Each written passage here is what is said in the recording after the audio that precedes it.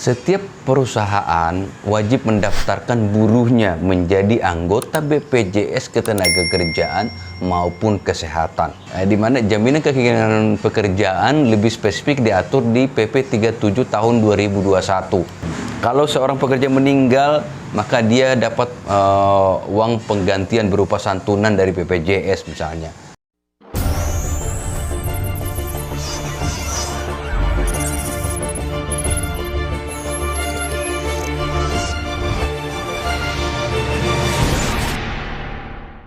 Kita akan berbicara tentang program-program BPJS Ketenagakerjaan.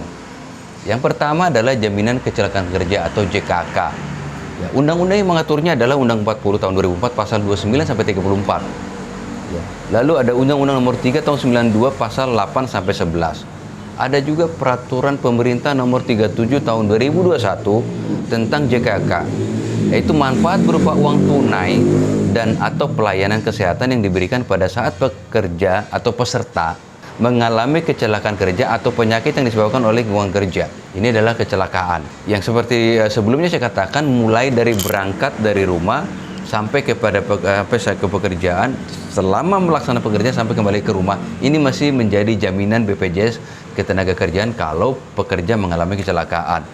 Pasal 10 Undang-Undang nomor 3 tahun 92 juga mengatur tentang kewajiban melaporkan kecelakaan oleh pengusaha, ya, kecelakaan kerja yang menimpa tenaga kerjanya kepada kantor Departemen Tenaga Kerja dan penyelenggara dalam waktu tidak kurang dari 2 kali 24 jam. Itu adalah mekanisme sistematis ketika ketika pekerja mengalami kecelakaan, maka pengusaha wajib melaporkan 2 kali 24 jam. Itu bicara mekanisme prosesnya, apa yang harus dilakukan, ya. Lalu juga pengusaha wajib melaporkan kepada kantor Departemen Tenaga Kerja atau juga kepada penyelenggara dan juga kepada penyelenggara dalam waktu tidak kurang dari 2 kali 24 jam setelah tenaga kerja yang tertimpa kecelakaan oleh dokter yang merawatnya akan sembuh, cacat atau meninggal dunia. Ya, ini menjadi tanggung jawab pengusaha. Apakah dia sembuh, apakah dia cacat, apakah dia meninggal dunia, karena akibat daripada kondisi tadi akan ada hal-hal lain yang menjadi menjadi bagian yang tidak terpisahkan dari peristiwa-peristiwa ini. Kalau meninggal, otomatis nanti bicara JKM-nya, ya, bicara santunan meninggal akibat kecelakaan kerja. Ini kan semua nanti ada di sana menjadi kewajiban pengusaha.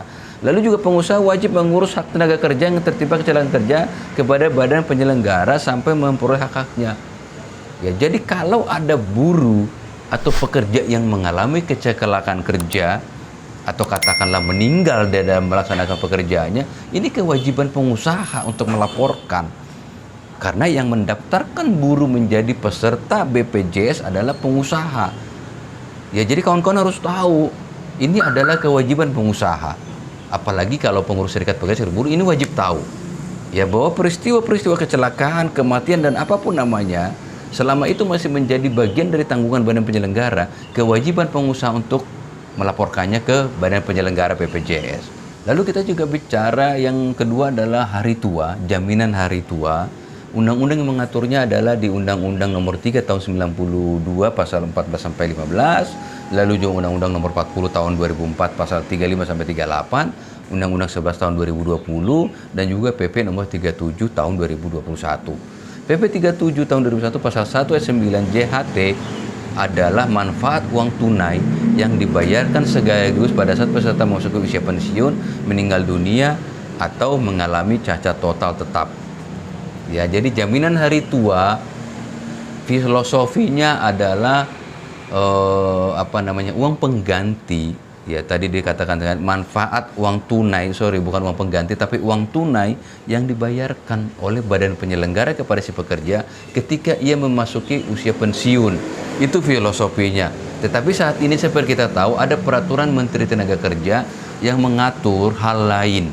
Ya, ketika si pekerja sudah tidak lagi bekerja tanpa harus menunggu usia pensiun, maka dia dapat mencairkan atau mendapatkan uang tunai tadi, ya, dengan masa tunggu 1 bulan. Itu adalah syarat.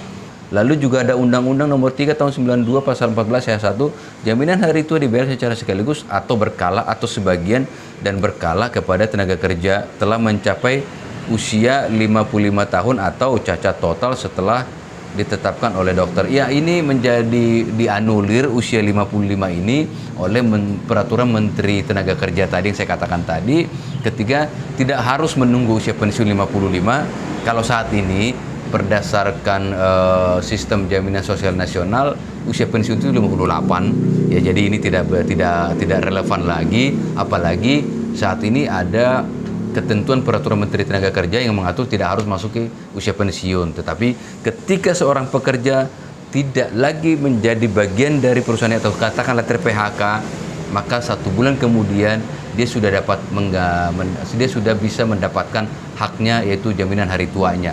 Lebih kepada sistem bagaimana kita mendapatkan dana pensiun itu. Ya, jaminan kehilangan pekerjaan ini didapatkan oleh buruh yang ter-PHK